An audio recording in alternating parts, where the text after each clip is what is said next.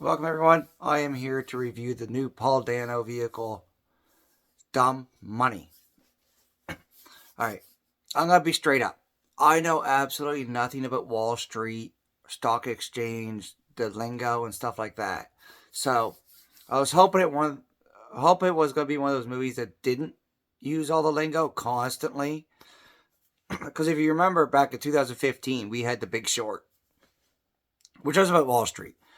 We watched it, and while we liked the movie, they used so much of the lingo and the technical talk that it went over our heads. So it was hard to really enjoy the movie when we didn't know what they were talking about most of the time. Thankfully, this movie did not do that. So I'm going to be upfront about that right away. This movie does not talk to the point where you don't understand what they're talking about. Had an amazing cast. We had Paul Dano, Shailene Woodley, Seth Rogen, Pete Davidson, Taylor Ryder, Sebastian Stan, the great America Ferrera, Dane DeHaan, Nick Offerman, Vincent D'Onofrio. I always have trouble pronouncing that dude's last name, but he was in it. And the always great Clancy Brown. They were all in it. It's based off a true story that happened in 2020. Paul Dano plays Roaring Kitty on YouTube. That he just likes talking about the stock market, stock exchange, kind of like I do with movies here. But he decides he notices something weird about this GameStop one, and it turns out the hedge fund people, as they call them, want the stock to fail. So GameStop goes out of business type deal.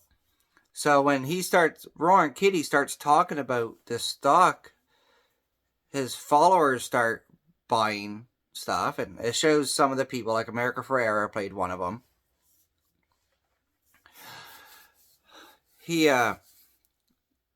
He refuses to sell, to kind of drive it up a little bit, and they end up making like big profits, but no one will sell without Roaring Kitty get rid of his first. And it got to the point where the hedge fund people were losing money. Every day that this stock sells and holds, they lose money. Of course, the billionaires don't want that.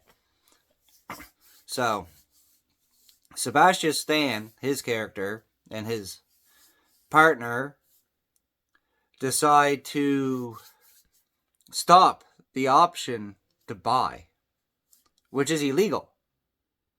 That's why Congress ends up getting involved, so everybody has to like testify in front of Congress, and of course all the hedge fund guys have attorneys and everything to guide them through, like say this, say that, don't say this, oh this makes you look pretentious, don't say that, stuff like that. And as we know now, the option to buy did come back. A lot of people made money. Roaring Kitty he left YouTube a little bit after the Congress thing. He ended up making like $35 million off it. America Ferrera's character decided to hold on to hers, so she hasn't made anything yet. Well, she might have now, but at the time she didn't. A lot of people made money off it. It was now, like I said, the cast is great. I know there's a lot of people out there, for one reason or another, I'll never figure it out, don't like Pete Davidson. I guess he just has one of those faces. Like, oh, he looks like a dick. He's a dick. He joked about one of his comedy specials. I like Pete Davidson, so I was happy to see him in there. He plays Paul Dano's character's brother, so who does DoorDash for a living because he lost his job due to COVID shutdown. But I actually enjoyed it a lot. I think I enjoyed it more because they didn't beat the lingo over your head, so I understood what they were talking about. I like that. I like that a lot. Like I mentioned earlier, The Big Short. They made this movie assuming everybody's going to know what they're talking about, and we didn't, because we don't follow that stuff. So, but Dumb Money, I was wondering, where does that name come from? Apparently that's code. The big hedge fund people and the Wall Street people use that to describe individuals that want to invest, and because they're making easy money off these dumb people that don't know what they're doing. That's where dumb money comes from. But apparently, this whole thing ended up saving GameStop. So that's a bonus. Like, that's how it started, like saving jobs and everything. So I enjoyed it a lot. I wasn't sure what to expect. I mean, I seen the trailers. I knew what it was about, but I wasn't sure what to expect from it. But I enjoyed this movie. I love Paul Dano. Paul Dano's amazing. I do wish Clancy Brown had been in it a little bit more, but he wasn't.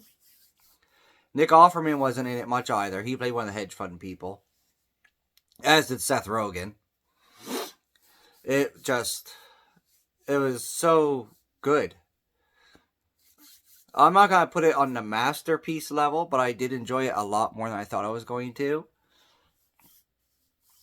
It's a very easy to follow story. It's fun. Has a lot of comedy mixed in order to keep you engaged.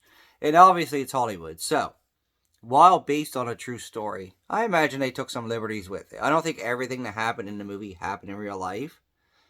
They had to put some of it in there for entertainment purposes. And I get that. But the story itself is true. And that's all that matters to me. So, as far as my Willow rating system,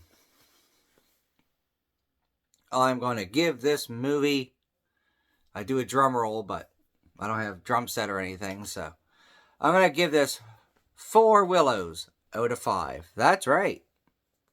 Dumb money. 4 out of 5. I'm very happy with it. I will definitely be watching it again. I will probably buy it once it's released on Blu-ray. That's right. I'm one of those people that still buy movies. I love movies that much. But, dumb money, people. Go see it. I wish I could say the theater was packed. It was not. There were 2 other people in the room with me. And I hope this movie does well. I really do. So go see Dumb Money, everybody. And if you have already, share your thoughts in the comments below. Thank you.